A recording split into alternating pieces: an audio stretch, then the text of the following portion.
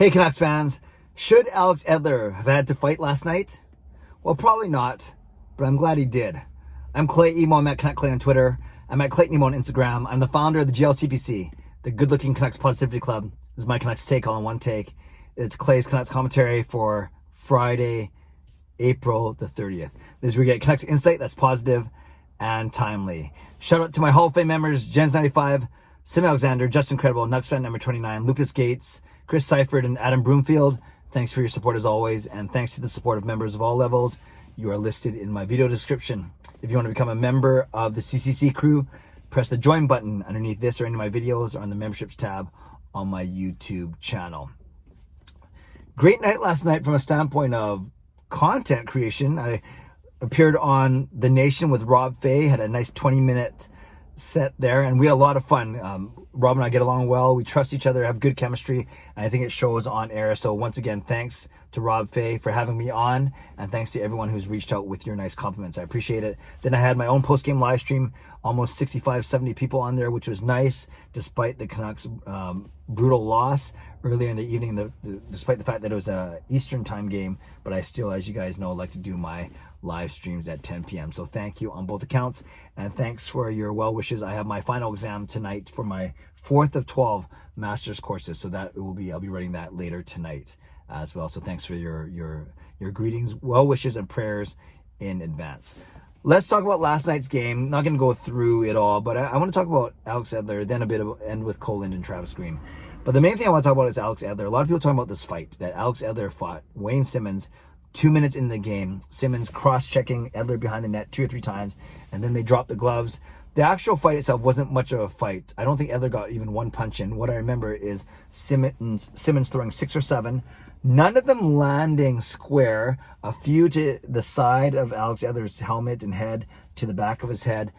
Edler did suffer a cut, but that looked like a visor cut. You can just picture the edge of the visor, just like my glasses, digging into his cheek. So I definitely don't think that was from an actual Simmonds punch, i.e. his fist cut Edler open. It was probably because of the visor. But yeah, so Simmonds 6 or 7 punches, Edler none. Edler then fell, and then the fight was over. I'll talk about Wayne Simmonds in a second.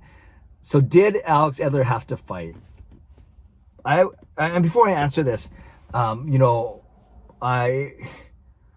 played the game, so I don't understand the code completely, because I've never played a sport at any very high level. But I do understand the concepts of brotherhood and teamwork and setting an example and standing up for your teammates. I get all of that as well. And I'm not a whiny Canucks fan because the Canucks lost. No, the Canucks lost because Toronto's a better team. They are a better team. And Alex Edler likely did have to, answer for his hit on Zach Hyman at the start of 2 weeks ago now. But it depends on really your notion, your understanding of what answering means. Because would you say, well, Alex Edler actually got a game misconduct and I think it was a 5-minute major, a game misconduct, and he got suspended for 2 games. That's pretty bad. I mean, that's a lot when you think about it. Now, I'm not saying it's better or worse than what Hyman got, was obviously a knee injury, which we don't want that on anyone.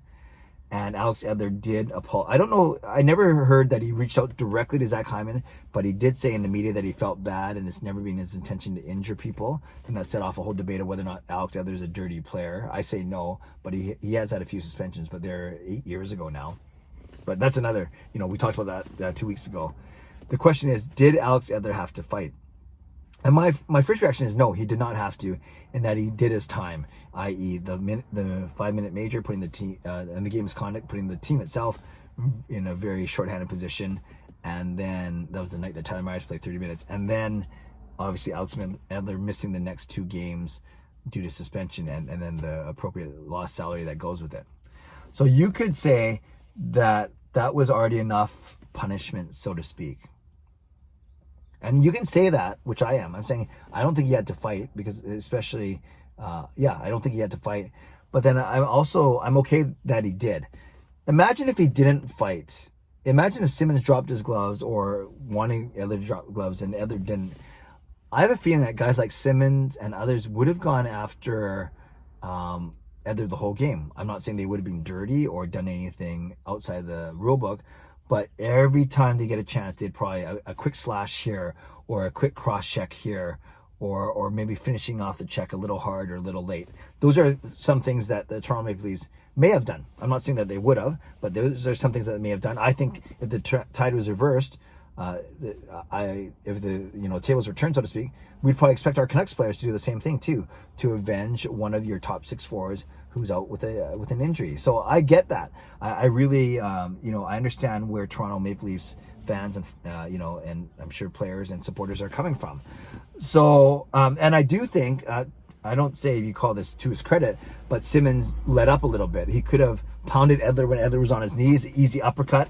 He could have probably even fought harder. Now Edler didn't get to throw a punch, and Edler's bigger than Simmonds, so that helped probably a little bit, but you certainly wouldn't say Edler's tougher than Simmonds. And that's the other thing. Edler's had 0 fights in the NHL, where Simmonds has had almost 80 fights. So that's where I think a lot of Canuck fans were upset, was why is Simmonds, who's a tough guy, tough guy, going after a guy who's never fought? Well, because the guy who's never fought was the guy who injured one of their top 6 forwards. So I don't actually have a problem with the fight itself, because I think once they got going, I think Simmonds was fair and he wasn't dirty, cheap, and he wasn't trying to injure Edler.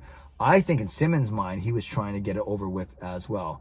Sticking up for his teammates, showing the young guys what the importance of teamwork is, but he didn't pound Edler into oblivion.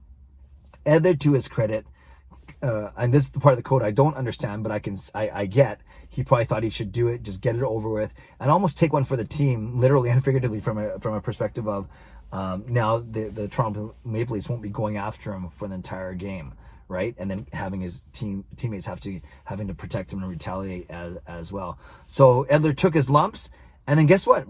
For the rest of the game, not another between Edler and the Leafs. No one was running him, no one was sticking him, no one was cross checking him, slashing him, whatever it may be. And Travis Green had no problem with what happened. And I haven't heard Edler nor the rest of the Canucks, because only a few of them were made available after the game, I haven't heard any of them complain either. So I'm not saying this is a media-driven thing or anything like that, or the fans or the media are being unreasonable. Of course you want to stick up for your player, and we don't understand why he got suspended and then still had to fight. Whereas we've seen other things where Hamnick got an instigator penalty and had to miss 10 minutes. And then people are asking why Simmonds didn't get an instigator penalty at least. And that's fine. People can debate that all they want. That part makes sense to me too. It seems kind of unfair. I believe it was the same ref too. So why did Hamnick last week get instigator and a 10, whereas Simmonds just got a 5-minute major, just like Alex Edler did. Simmonds for throwing punches and Edler for eating them. So there's so many angles, right? What was Simmonds' MO? Did he let up? Was the fight necessary? Did the crime, did the penalty meet the crime? All these things. So I think I've made it very clear. My position is, I don't think Edler needed to fight. I thought he had already done his time, but I'm glad that he did, because it kind of quashed the narrative, at least on the ice, for the players and the coaches. Obviously, it's taken a life on its own on Twitter, because Vancouver Canucks fans or media wondering if the fight was necessary, Toronto fans thinking that of course it was necessary, and calling us Vancouver fans and media wimps. So whatever it is, it's always going to be like that, whether you're the supporters from other teams, Toronto, Montreal, doesn't matter. We're always going to have that back and forth. But I thought I'd share my 2 cents. I didn't think he had to fight, but I was glad that he did, because it really quelled the situation for the rest of the game. Quick word about Cole Lind. I thought he was outstanding. I talked about this yesterday. For his first game, 17 minutes of ice time. It wasn't the Highmore, VC, Boyd, Harlock, McEwen special of 6 to 9 minutes, 6, 8, 9 minutes, 10 minutes. It was 17 minutes. He looked good on the third line with Sutter and Mott. I knew that they would play him with some veteran guys to protect him a little bit. But we saw why Cole Lind was a second-round draft pick, 33rd overall, third pick of the second round back in 2017. Why there's that famous Jim Benning quote at the draft table saying, why isn't anybody picking Cole Lind, and why the Canucks were so happy to get him. He had just come off a massive year in Kelowna, had a second massive year in Kelowna, over 90 points. Then after that had a rough rookie year in Utica, but had a really good year last year, almost 50 points in 60 games, so almost a point a game player. And then of course has been up on the taxi squad this season. So glad to see him get some some playing time, and he looked good. He looked calm. He looked poised. He's got good size that we know, and he's got really good speed. Actually, I was impressed with his one of his attempts in the first period coming around the net and then shooting on Rittich. He had a pretty good chance, and he forechecked well. He played well defensively. So all in all, I think it was a really good, impressive debut by Cole Lind. And if he can slot in down the road in the third line center spot, if you go PD, Horvat, then Cole Lind, even as early as next year, and then you have either a Boyd or a Beagle in the fourth spot, that would be really good. I think that would solve a lot of problems, and a lot of the team's problems at center, make us forget about the loss of Gaudette and then Madden before that, who we traded for Toffoli, and then of course PD came in as a winger, and then we converted him to center right away. So it has been done before, and it has been done by Travis Green before. Lastly, speaking of Travis Green, there are now a lot of word that after not a lot of activity, there's been some activity heating up in his contract negotiations. Hearing the number of about $2 million or more floated around a little bit. You guys know me, I like Travis Green. I think they should get it done, and I think he wants to stay here, but we'll track the story as we go over the next week or so. So Canucks fans, let me know what you think about the Edler Simmonds scrap. Do you agree with me that it wasn't necessary, but you're glad it happened? Or maybe take a completely different take. You might think it was necessary, or you might think that you're not glad that it happened. Whatever take you have, I would love to hear it. Leave it in the comments below. I'll redirect your reply as always. Let me know about Edler Simmonds. Let me know about Cole Lind. Let me know about Travis Green. Leave a comment. I love reading them all, even if I don't reply to them all. In the meantime, subscribe if you'd like to, like this video if you'd like to, become a member of this channel if you'd like to. Hall of Fame members, I'll be sending you a message later tonight after my exam, setting up our chats for the weekend or early next week. Stay safe, stay healthy, take care of yourselves, and take care of each other. Have a great day. God bless, and go Canucks go.